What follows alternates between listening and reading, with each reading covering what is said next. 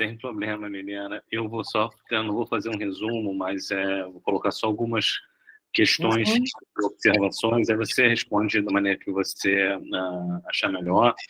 E também, durante isso, espero que alguém coloque no chat, levante a mão e faz assim a conversa e o diálogo, né? Uma questão para mim que foi interessante logo no início é quando você foi dividindo, né, qual a minha relação com a matemática, o que é matemática para mim e quem pode aprender matemática.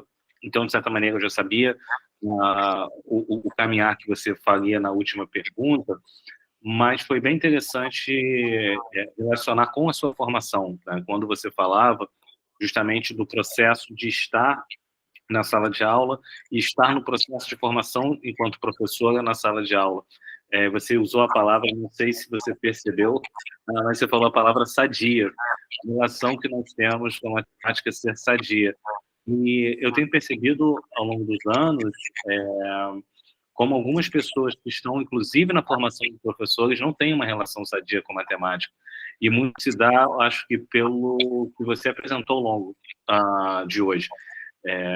Essa matemática, ela usando aqui outro momento da sua fala, você falava que deveria ter criatividade, coerência e sentido.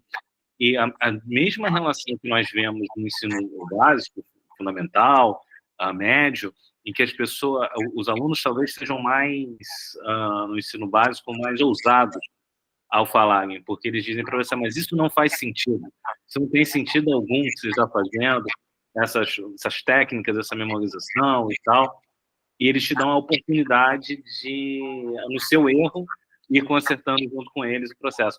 Mas, assim, eu vejo que a relação que a gente acaba tendo com a matemática, ela não é muito sadia na própria formação dos professores, né? E como isso é um impacto. Então, essa é uma primeira provocação para dizer que você nos fale como foi esse seu pensamento, essa sua relação, como você vê esse processo de formação aqui no Brasil, sobretudo, como eu acho que é um pouco preocupante com a palavra também que você usou, né, de acordo com os resultados, quer dizer, de tanto de informação como também o que nós vemos. Sim, é muita riqueza de detalhes em alguns momentos. Eu vou, até pela questão do tempo, ser bem conciso. Uma outra provocação você fez o quadro, né, entre uma questão ser fixa e uma questão ter uma evolução, esforço, crescimento, e ao mesmo tempo como nós vemos o erro e o fracasso. Então, é óbvio que você não quer que as pessoas errem, e como você nos mostrou, a questão das imagens, dos erros, de todos os processos cognitivos, mas a ideia dos processos avaliativos serem dinâmicos, no seguinte sentido, em que, ao errar, não há que você vai permanecer no erro. Parece que nós temos uma mentalidade fixa na avaliação, com quem diz, olha, você faz um tipo de avaliação e está dado o erro aqui, você errou aquela conta, você é insuficiente, você é incapaz. E pelo que você nos mostrou, é exatamente o contrário. É essa oportunidade de cultivar o erro, porque esse erro ele não é fixo, ele é dinâmico, e nós erramos bastante. É uma outra situação que me ocorreu, eu anotei aqui, e que me preocupa enquanto professor, não do âmbito de pós-graduação, universidade, mas, sobretudo, na geração que nós estamos vivenciando no ensino básico. Porque eu concordo plenamente com você, a dificuldade ela é desejada, a dificuldade, o obstáculo cognitivo, ele não deve ser evitado, ele deve ser quase, e também não deve ser cultivado, ele deve ser observado, trabalhado com calma, porque essas dificuldades são dificuldades humanas. E nós vivemos uma sociedade que é uma sociedade de facilidade. Então, é uma sociedade que, ao mesmo tempo, não quer que você erre e está tentando evitar que você tenha dificuldade. Então, é bastante comum algumas metodologias de ensino em que o que a pessoa quer fazer o máximo possível é afastar a dificuldade. Então, assim, há um entendimento, por exemplo, de que o lúdico ele tem que ser engraçado, que a matemática ela precise de facilitadores, que para isso você vai conseguir superar alguns obstáculos. Eu acho isso bem complicado. Eu acho que na proposta que você nos dá, depois você mostra isso bem no final, né, com os exemplos concretos de sala de aula, como é muito diferente. da ideia dos processos de avaliação. E apenas para terminar as provocações, eu concordo plenamente com você, assim, como pensar as avaliações, como repensar o nosso modo de trabalhar a matemática em sala de aula, numa sociedade que, querendo ou não, ela é pautada em testes múltipla escolhas, em que você ainda hoje escolhe pessoas que vão trabalhar na universidade com testes de múltipla escolha, com problemas complexos, em que as pessoas simplesmente precisariam ler um determinado trabalho, uma constituição, e apesar de não ter uma resposta fixa, ser um teto aberto, nem alto, as pessoas acham que você deve marcar. Nós fazemos provas de filosofia, múltipla escolha, então, assim, nada antifilosófico do que isso. Eu acho que, assim, eu concordando com você, eu invariavelmente me coloco num dilema muito grande nos processos avaliativos no ensino básico. Eu tenho trabalhado muito no ensino médio.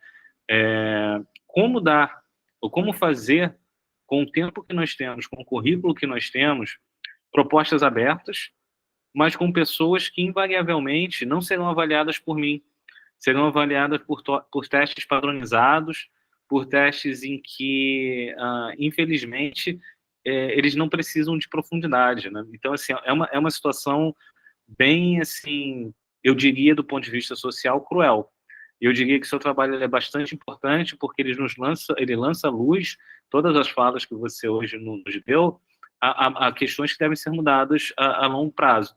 E a curto prazo, sim, você citou o Duval, em vários momentos o pensamento matemático avançado está ali, né? Você vê a ideia do processo de criação imagético, a questão de avaliação do formalismo que é construído por perguntas, por erros, por experimentos mentais, e ao mesmo tempo no dia a dia, né? Isso tem me perturbado bastante nos últimos anos, eu confesso, e eu acho que faz parte da atividade no colégio de aplicação, que é você pensar, você refletir, e ao mesmo tempo você se dá conta com a realidade, e uma realidade que nós percebemos que ela é sistêmica, e para citar justamente a frase que nós temos, quer dizer, olha, o atual estado da educação brasileira não é um acidente, né? Ela é intencional. Então, a maneira como as pessoas veem matemática não é um acidente, é intencional. E o dano que isso faz ao humano de uma maneira geral. São apenas provocações, Liliana. Responda as que elas você achar adequadas, e eu também abro aqui, após, quando a sua fala, caso queiram escrever ou levantar a mão, eu faço aqui a ordem, tá? Então, pois, essas questões que são colocadas têm muito a ver com a forma, com as concepções de cada um. Há aqui uma coisa que é muito importante, que eu acho, e tem muito a ver com a formação de professores. E tem a ver, vai tudo parar naquela coisa de que, culturalmente, quem é de matemática é gênio. E então, nós que somos génios, vamos deixar de ser. Quem é que quer deixar de ser gênio? Quem é que quer deixar de ser considerado um ser superior aos restantes comuns mortais, não é? É um pouco isso. E, portanto, nós temos que dificultar um pouco a nossa vida, a vida daqueles que estão a aprender, para mostrar, para valorizar o nosso saber. Se poucos alunos souberem, nós devemos dizer, pá, eu sou muito bom porque eu consigo saber e eles não sabem. Se toda a gente souber, o meu saber fica democratizado e vai ser uma balela, não é? Então, é um pouco isso. E realmente isso vai chocar com toda esta questão do ensino de uma matemática equitativa, porque, no fundo, a matemática aprofunda as desigualdades sociais de uma forma absurda. Há estudos que mostram que o facto, por exemplo, de se utilizar a reta numérica para ensinar operações faz com que os alunos das classes mais desfavorecidas atinjam os níveis dos alunos das classes mais favorecidas em pouco tempo de aulas. Isto é, quando eles trabalham esse conteúdo gráfico geometricamente, com a representação visual, o aluno entende como é que se desloca na reta numérica a adição, a subtração, com números positivos e negativos, e ele acaba, e mesmo a própria multiplicação, que ele multiplica dá pulos iguais, não é? Então, Isso é uma coisa que nós temos que discutir. O que é que nós queremos? Queremos uma matemática democrática, no fundo, é isso ou não?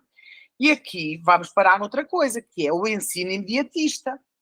Eu, por exemplo, tenho uma discussão constante quando as pessoas me dizem: eu estou a ensinar terceiro ano, mas isto não cai no Enem.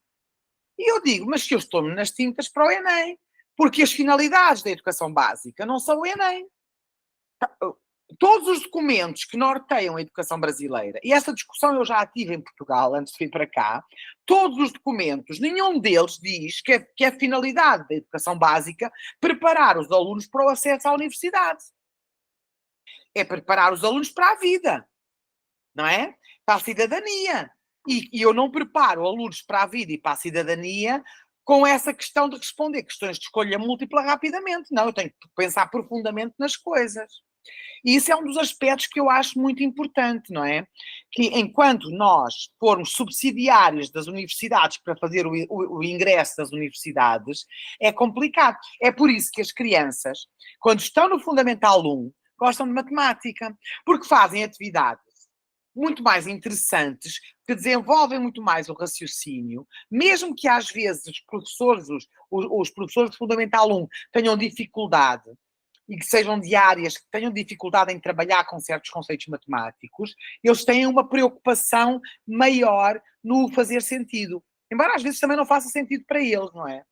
E, de facto, essa questão que eu acho que nas escolas do ensino médio, do Fundo 2 e das universidades também, que tem a ver com a questão da construção do conhecimento e com a partilha dessa construção, não é? E de que isso é muito mais eficaz se o aluno constrói o seu conhecimento. Ele não esquece, não esquece. É como andar de bicicleta, não é? Ele pode... Agora, se aquilo é aquela questão, vocês são todos pessoas com graduação em matemática, começam a pensar na série de teoremas que aprenderam na vossa prática quando estavam a fazer a licenciatura e a graduação, e começam a pensar nos professores que tiveram aí nessas alturas, e o que é que ficou desse tempo? O que é que ficou na vossa memória? Se eu agora perguntar qual dos teoremas, dos milhares de teoremas que estudaram, quais é que ficaram lá? Isso mostra como nós, em geral, somos mal ensinados, não é? Ou melhor, aprendemos mal. Porque o que nós aprendemos de fato é aquilo que mais tarde nós atribuímos significado, não é? Então, isso aí, Jean, eu acho que passa, e a minha luta tem sido essa ultimamente, por uma mudança de mentalidade. Nossa. E quando tu me perguntaste há pouco da minha prática, eu posso dizer-te assim brevemente. Eu comecei há muitos anos, como uma professora, a chamada boa professora, que preparava alunos muito bem para os exames finais. Os meus alunos tinham taxas de aproveitamento excepcionais. Todos os anos, lá é como aqui, saía o ranking das universidades. Quem entrava, o bom professor tinha que colocar alunos em medicina, porque era a nota mais alta, não é, na universidade pública. E então era medicina, economia e as engenharias, que eram as notas mais altas, porque lá nós temos matemática diferente, não é? Quem vai para direito não tem a mesma matemática que quem vai para matemática, para a área de ciências. E então, isso levantava uma discussão que era, eu de facto preparava bem alguns alunos e acho que até ensinei alguns bem, mas deixei muitos pelo caminho. E eu arrependo-me muito desses que ficaram pelo caminho. Quando eu hoje faço uma retrospectiva e penso na minha carreira profissional, penso que pena que eu deixei tantos alunos para trás. Mas tinha a ver muito com uma concepção, que eu tinha essa concepção de que a matemática não era para todos.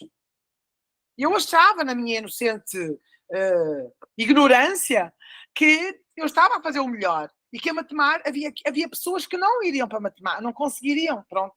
Não conseguiriam. De facto, uma das coisas que eu noto hoje em dia é que porque eu agora acredito, e esta coisa tem a ver com a questão das crenças, não é? E a minha crença é que, de facto, se eu permitir aos alunos, obviamente que eu não vou pegar num aluno que está zerado e consegui-lo pôr numa posição de conhecimento, mas consigo fazer com que ele não desista, com que ele queira aprender, com que ele se estimule e que o seu... É um trabalho penoso, não é? E que ele vá continuando. Por exemplo, a questão da avaliação, eu consegui, porque eu estou a fazer um projeto este ano, que me dá trabalho, sobretudo por causa dos responsáveis, que os responsáveis são super conservadores, em que estou a ensinar às turmas de sexto ano usando mentalidades matemáticas, usando problemas abertos, criativos e não sei o que mais. E a avaliação, eu não dou uma prova, eu também dou prova, porque nós não conseguimos escapar disso. Mas a minha prova vale 3 pontos em 10. Os outros pontos eu dou pequenas questões que valem meio ponto e tal. E tenho 4 pontos que são atividades de casa. São atividades que eles fazem em casa, são questões abertas. Por exemplo, um problema do tipo daquele do 1492.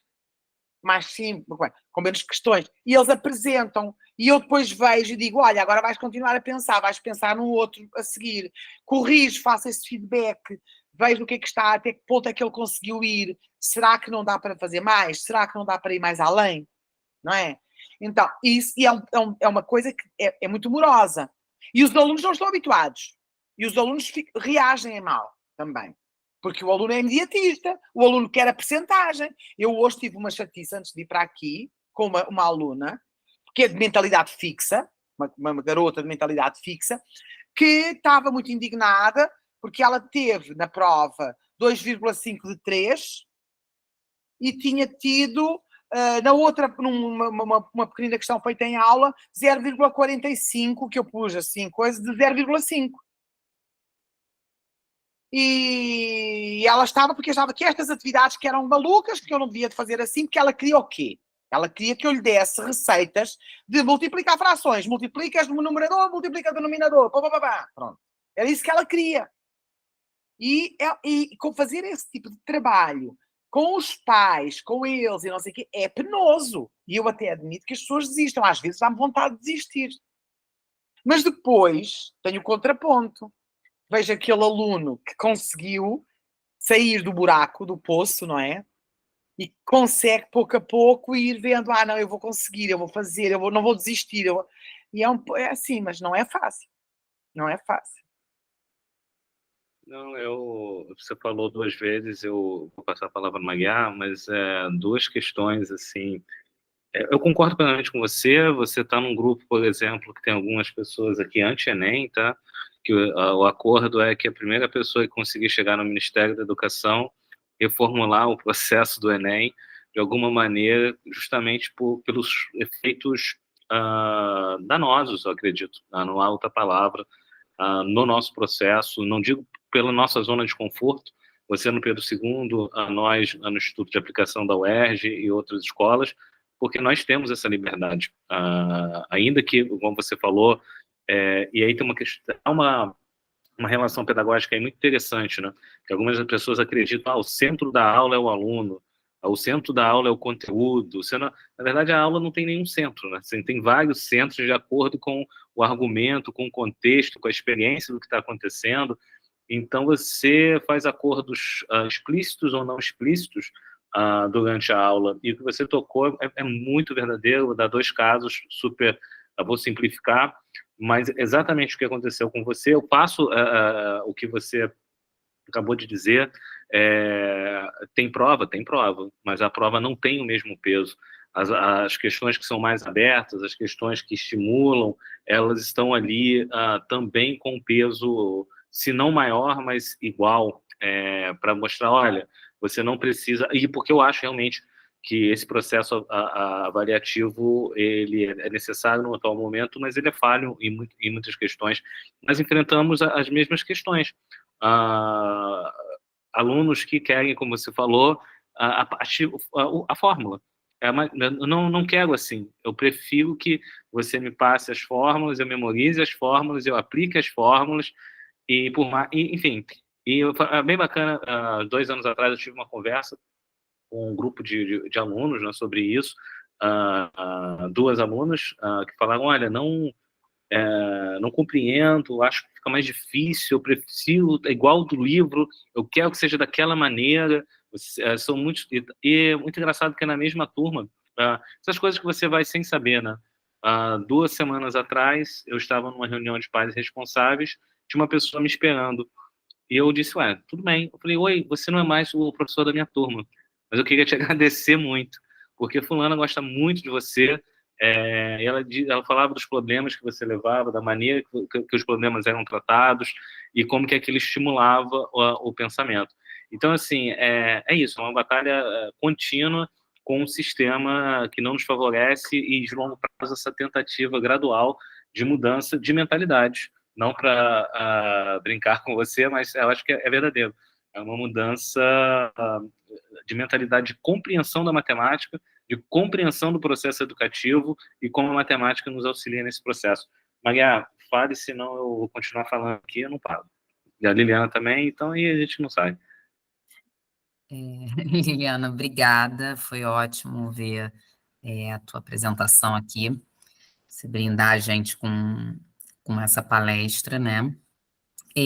Tem só 2 questões, assim, para poder, sei lá, para você ficar à vontade para falar, né? Uma, eu sempre que a gente discute bastante as questões vinculadas à educação, a uma mudança, né, na formação, uma mudança de modos, né, desse processo de ensino-aprendizagem, eu sempre me pergunto assim, nossa, mas como a gente faz para fazer isso numa turma de 30, 40 pessoas, né? Eu acho que isso é algo que muitas vezes a gente já passa por cima aqui, né? Normal, mas eu acho que isso é algo muito sério, porque muitas coisas que a gente acaba discutindo, ela tem a ver com o pessoal, o individual, né? E o papel do professor não é um papel, né, de maneira geral individual, ele é um papel, ele tem que ensinar para um grupo, né? E um grupo é isso, é formado por pessoas, mas não são os indivíduos. Então, o que você pode falar para a gente sobre essa questão? E a outra é sobre a relação com outras disciplinas, né? Eu converso muito com o Jean sobre isso, assim.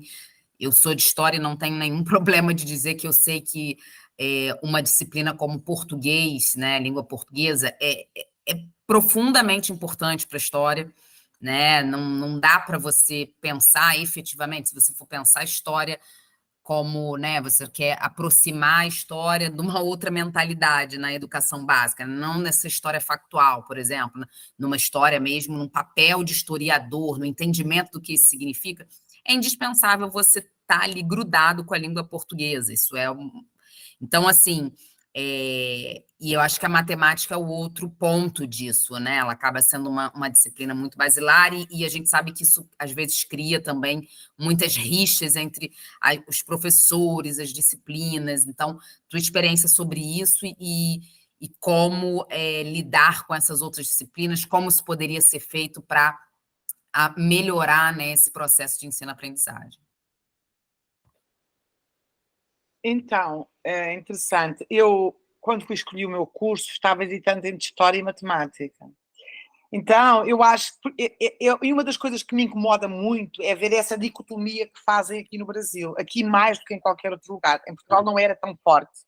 Eu sou de humanas, eu sou de exatas, eu fico doente, porque acho que isso é uma negação da cultura, porque é tudo interligado. E essas conexões todas que se estabelecem, eu tento e procuro sempre que elas aconteçam. Obviamente que há uma coisa terrível, que é o número de alunos por turma. Eu reconheço isso e dificulta muito, porque a prática ideal seria os alunos trabalharem em grupo, seria os alunos poderem ter tempo, bastante tempo, para refletir sobre as coisas, portanto, não era 2 tempos letivos, mas tipo, vamos ter uma tarde de aula de matemática, a tarde toda, pronto, ok. Vamos estar ali 2 horas a fazer problemas e as atividades vão surgindo e vão sendo... Aqueles que já terminaram podem pegar outra atividade e avançar. Bem, essa questão é complicada. Como é que eu faço?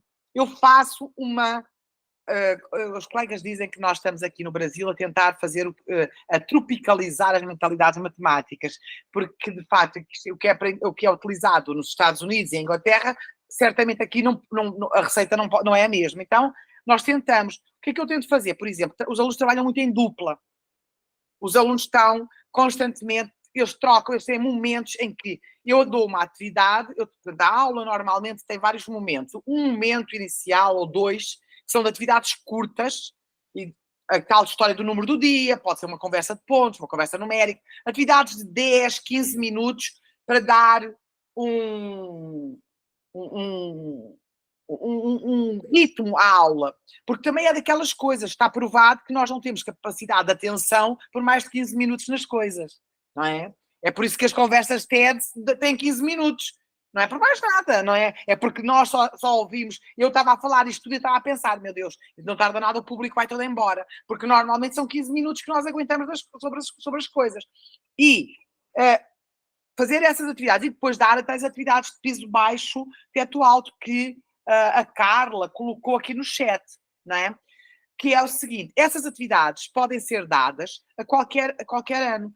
Normalmente, olha, eu vou dar um exemplo de uma atividade que eu dei ao 6º ano, que pode ser dada e que pode entrar em ligação com história até, dependendo da forma como nós elaboramos a atividade, que era a construção de caixas sem tampa.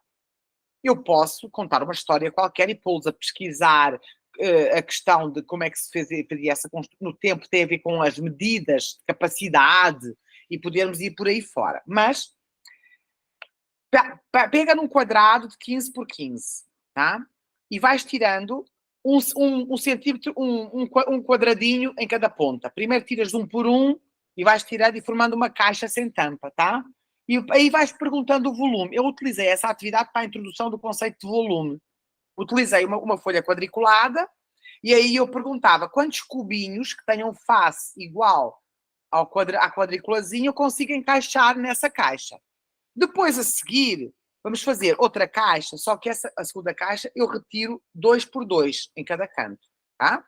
Então, vai fixar uma caixa mais alta, mas com uma base menor. Primeira coisa, o que é que acontece ao volume? O que é a intuição diz? O volume aumenta, diminui? Começa logo. Eles começam, aumenta, ok. Então, qual vai ser o novo volume?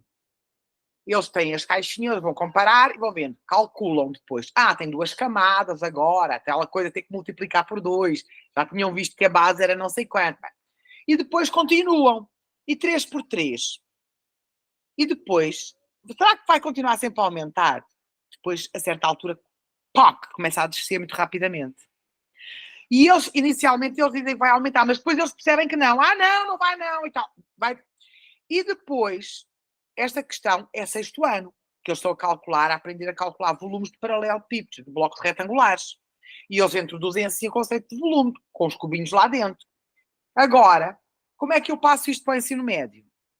Porque o volume máximo não é atingido a nenhum valor inteiro. Então, o que é que eu posso fazer? Eu posso, a seguir, dizer assim, então vamos lá, quero saber qual é o volume máximo de fato. Vamos quebrar em metades. Ok, metades, deixem-me só um minutinho, vou ali abrir a porta.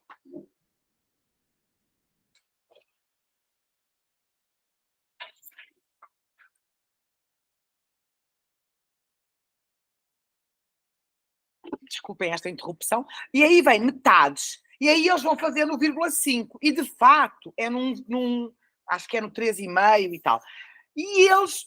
Mas aí nós perguntamos, já viram, aqui já não é 6º ano, aqui já é operações com decimais, já vamos mais à frente. E depois eu pergunto, e quem é que me garante que, de fato, aquele é o ponto máximo? Já estou numa questão de ensino médio. Porque o polinómio que vai dar origem ao volume é um polinómio de 3º grau. Então, eu posso usar um GeoGebra da vida e ver que, de facto, a conjectura é que ele é o máximo. Mas eu só tenho a certeza que ele é máximo quando aprender derivadas e for derivar e calcular o máximo. Então, uma atividade tão simples como recortar e montar as caixinhas vai dar origem a um problema cuja resposta vai ser mais tarde e cria a necessidade de ter uma ferramenta que seja mais, não é? Por exemplo, a ligação com a história nós podemos fazer com a parte do Egito Antigo, por exemplo, pode-se fazer uma história, na parte dos números, pode-se procurar atividades, e há atividades que estão feitas nesse sentido, a representação numérica dos números pelos egípcios, pode-se falar a questão, por exemplo, das bases da Babilónia, a base sexagesimal, a questão do nós trabalharmos com base decimal, porque que a base decimal, fazer toda essa evolução do que aconteceu, não é, na história da matemática e na história do pensamento, dá para nós fazermos, por exemplo, a questão dos maias, do calendário maia. Aqui no Brasil, eu não sei, eu conheço muito pouco, andei à procura tentar ver relações com a matemática indígena. Eu sei que, por exemplo, em África, que eu seguia um matemático que morava em Moçambique, que escreveu alguns livros, o Paulo Guerdos, que ele já faleceu, e ele trabalhou com algumas tribos africanas em que era complicado, porque a questão da noção de quantidade, eles contavam muito pouco, não é? Porque é questão de que as pessoas precisam. Se as pessoas precisam dos números para contar as cabeças de gado que têm ali e vivem num sistema comunitário, e o máximo que eu tenho de gado, eu tenho 5 cabras. Ele conta 5, conta até 10 e depois é muitos. Pronto. É como as crianças, não é? As crianças começam a contar e a certa altura, as pequeninas, contam não sei o quê, 1000. 1000 para eles é uma coisa enorme, não é? Aquela coisa, 1000. E aqui é um bocado essa história. Então, assim, nós podemos entrar no significado, por exemplo, da questão da etnomatemática, das profissões, que é muito interessante, e a nível da história mesmo também, ir para a questão da história, na interpretação dos fenómenos, não é? E só que eu conheço poucas, eu conheço a história brasileira, não é? Algumas coisas conheço, conheço a versão menos correta, e acaba por não ser, mas eu acho que é possível fazer sim. Acho que é possível, é uma questão de vontade, não é? Não é fácil, essas coisas nunca são fáceis, mas eu acho que dá para fazer. Olha, por exemplo, eu fui agora há pouco tempo ao Museu de Astronomia com os alunos, ao MAST. Dá para fazer montes de atividades ligadas com a geografia, mesmo com a história, porque aí nós temos questões que se relacionam com a história, com a questão do observatório, a questão do relógio, a questão de não sei o quê, e aí dá para entrar como é que era o pensamento no século XVIII, no século XIX, não é? A necessidade de criar um observatório, dá para isso, dá para pensar nessas coisas. Obrigado, Eliana. Thalia, não sei se você levantou ou baixou a mão, e Carla, acredito que a Liliana já tenha até te respondido sobre os níveis e as diferenças. Sobre as questões das atividades de piso baixo teto alto, há uma questão que eu acho muito importante. É que nós não devemos ter a preocupação de deixar tudo explicado em todas as aulas. Nós devemos deixar sempre coisas em aberto, para as pessoas irem além, para a pessoa sentir essa história. Como é que eu vou querer saber? E há um garoto que vai, pesquisa na internet hoje em dia, e aparece na aula e diz: professor, eu vi não sei o quê. Eu faço sempre muito teatro com ele. Então explica-me lá.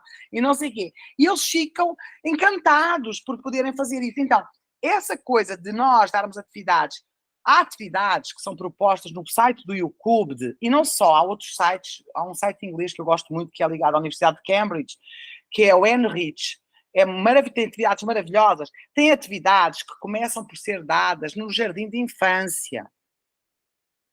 O nível mais baixo, reduzir o problema. Quando o problema é para 2, para 3, são trabalhadas com crianças do infantil, estão ali. Quando o problema começa a ser ampliado, vai parar no ensino superior, torna-se um trabalho de tese. Então, é assim, essas atividades são bem complexas, algumas, não é? E nós devemos deixar aquela ideia assim, é possível resolvê-las, é possível fazê-las.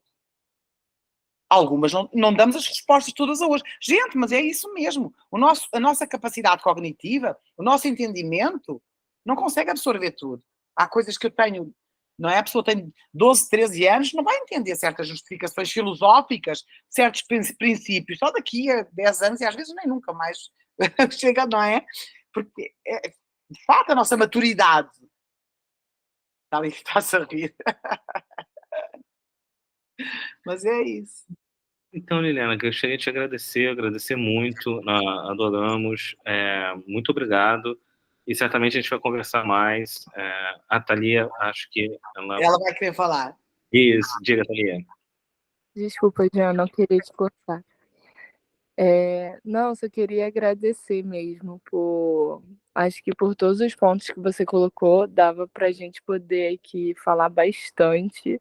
Eu não consegui colocar, eu estou um pouco cansada ainda, porque eu viajei nesse final de semana com 14 crianças, então, de 6 e 9 anos, então minha mente ela ainda está voltando para a realidade, eu estou lembrando de volta quem eu sou, mas... eu acho que você colocou diversos pontos que, na verdade, eu tenho algumas questões. Acho que a primeira é uma da Mariá, né? Como a gente consegue aplicar isso com uma turma grande, justamente pela necessidade de ser uma prática em que realmente a gente tem que dar uma atenção maior a cada aluno, e serem práticas mais demoradas, né?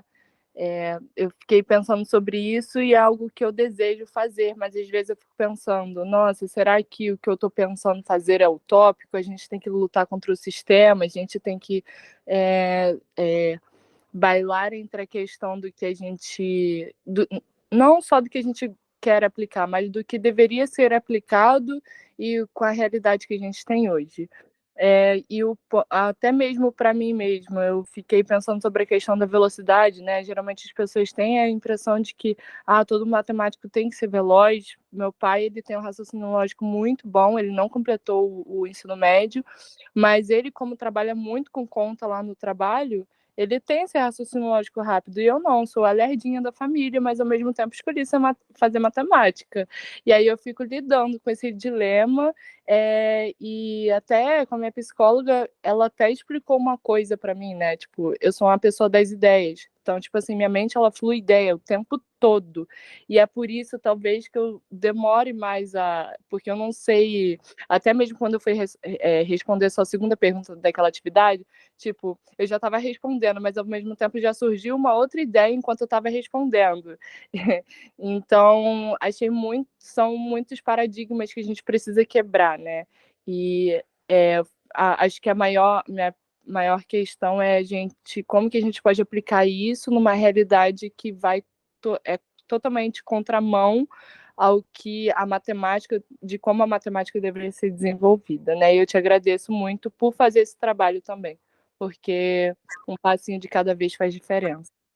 Obrigada, Thalia, por essas simpáticas palavras. Há uma coisa que eu acho que é importante também ter presente, é que essas atividades que nós fazemos não são atividades de um conceito, são atividades em que as coisas se entrelaçam.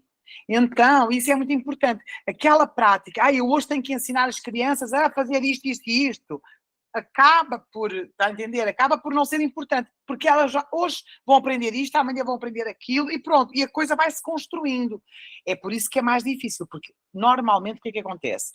Os pais, e mesmo há um fenómeno terrível que todos sabemos que acontece, que são os explicadores, os professores particulares, não entendem a proposta. Então ficam malucos. Como é que eu vou fazer isto? Eu não é? E aí, mas é isso. Nós temos que ir pouco a pouco.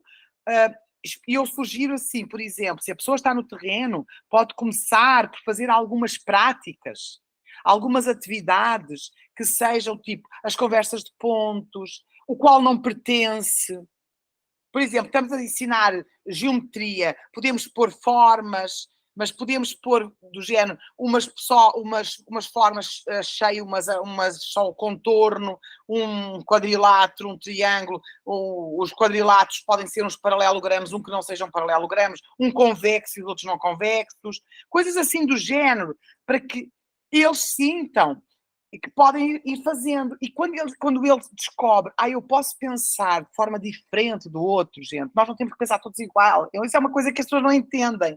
Nós podemos pensar e devemos pensar de formas diferentes. Porque é que a minha maneira de pensar é melhor do que a tua? Não é? Mas isso é uma batalha. Mas é isso, Thalia. É fazer as coisas pouco a pouco, eu acho que nós conseguiremos mudar algumas práticas. Obrigada. Obrigado, Liliana. Nós te agradecemos e fizemos hoje um pouco. E obrigado pela sua participação. E certamente inspirou a gente bastante. E nos falamos. Eu um dia vou desafiar-vos para fazerem as atividades. Aí eu vou fazer umas outras e aí vamos pensar de forma diferente assim. Pronto, em vez de ser uma coisa teórica, uma coisa mais mão na massa. Na verdade, já que você já está nos desafiando, eu tinha anotado aqui a parte do Conta Sem Armar, e eu vou te contar uma experiência. Nós estamos iniciando um programa de educação de jovens, adultos e idosos ali no Estúdio de Aplicação. E eu estou em algumas turmas, coordenando algumas atividades. É muito gratificante, sinceramente, por várias questões, e é um ambiente mais propício para algumas atividades. Nesse caso, quando você falou da Conta Sem Armar, na hora eu me lembrei das experiências das últimas semanas com uma turma em particular. Aquelas atividades seriam muito interessantes. Se você depois me passar, eu vi ali no slide toda a bibliografia, para ver, pensar, por quê? São 2 casos, tá? Um aluno chegou no final de uma aula e disse assim para mim: poxa, professor, muito obrigado. Mas o que houve? X. Aí ele disse: não, você valorizou o meu modo de pensar.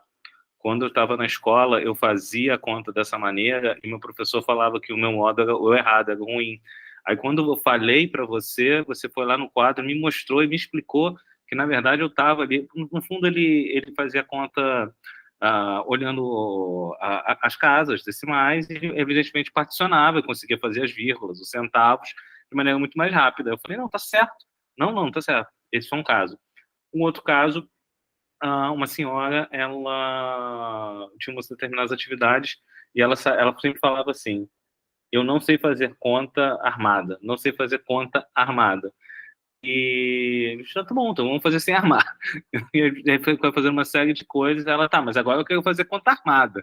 Aí eu falei: tá bom, não é armada de arma. Agora que eu tô me dando conta do som, né? Tô falando, canto armado, uma coisa estranha. Mas bem, quero fazer a conta armada. Tá. E, enfim, eram poucos alunos, eu fiquei com ela e tal. Naquele dia, vários exemplos, explicando alguns detalhes, e foi bem gratificante. Numa outra aula, eu tinha completamente me esquecido, tinha uma multiplicação lá, centenas e com dezenas. Aí ela pegou, eu nem olhei assim, olhei para o lado, ela estava fazendo assim, uma sem armar, uma com o raciocínio do outro, e a outra que ela, por algum motivo, ela quis fazer com a metodologia. Então, assim, foi bem gratificante. Então, assim, aceitando o seu desafio, Liliana, se você encaminhar, eu certamente vou olhar com calma, porque eu acho que, como você disse, o senso numérico, o trabalho, nós conseguiríamos fazer ali nas turmas e seria interessante. Eu conseguiria te dar um feedback em 5 meses, mais ou menos, que seria pensar, olhar o material, ver com os bolsistas, ver o cronograma. Nós temos algumas atividades, mas dezembro, férias são sagradas, aprendo isso rapidamente. No próximo ano. Sim, então se me passar essa parte, para o próximo ano, certamente a gente consegue testar algumas coisas já, até dezembro, mas depois te dou um feedback. No outro público. E nós, professores, somos muito conservadores em algumas coisas, não é? Sim.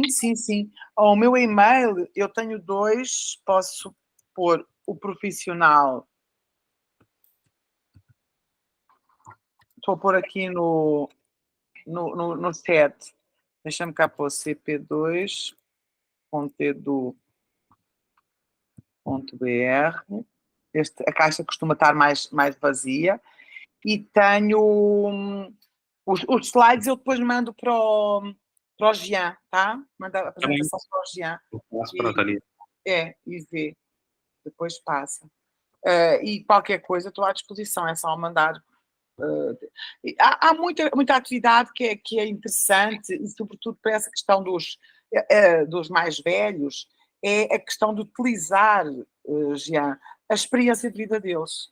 Porque eles enriquecem muito, explicam de forma... E muitas vezes nós, que estamos habituados a uma coisa muito engessada, acabamos por dizer que não, quando afinal é sim, não é? Sim, sim. Não, olha, hoje abrimos aqui um outro tópico, digamos, a questão da educação em jovens adultos, e sim, eu acho que o contexto, pela pouca experiência que eu tenho tido, é enriquecedor, assim, é enriquecedor ver a história de vida, ver o tipo de raciocínio que é feito, e ao mesmo tempo, aquilo que você chama de mentalidade fixa, ver os estragos, né, que o sistema educacional, que nós fazemos e nós perpetuamos. Porque é o que falávamos antes, né? Nós brigamos nas trincheiras, vemos algumas questões e, ao mesmo tempo, nós sabemos que nós estamos num sistema total, num sistema globalizado, enfim, com uma série de outras questões, né, envolvidas. E, assim, é bem fascinante ver a história de vida, ver o processo do mundo do trabalho, a questão como eles lidam com as finanças, e tudo, assim, e é muito engraçado, assim, eu tenho percebido também a questão cultural é bem forte, e comida, é fascinante isso, assim, como as turmas gostam de falar de pratos típicos, receitas, e fica uma coisa assim, é um prato feito pra gente, desculpa o trocadilho, porque você olha ali e fala, peraí, razão, proporção, oxa, pô, peraí, isso aqui tem, aí há um pouco das perguntas das conversas, né, da questão do museu, da história, você, peraí, mas como que esse prato é feito? Qual a história desse prato? Como que esse ponto acontece geograficamente? Será que ele é nacional, não é nacional? Quais são os ingredientes que são usados? Enfim, é fascinante, fascinante. Dá pra fazer muita coisa mesmo. Mas é mesmo isso, é mesmo isso. Então, Tá também. bom, gente. Abraço, gente. Senão a gente não sai. O pessoal não sai, fica aqui de bobeira. Tchau, obrigada mais uma vez. Estarei sempre à disposição, tá? Tchau. Nos contatos. Tchau, tchau.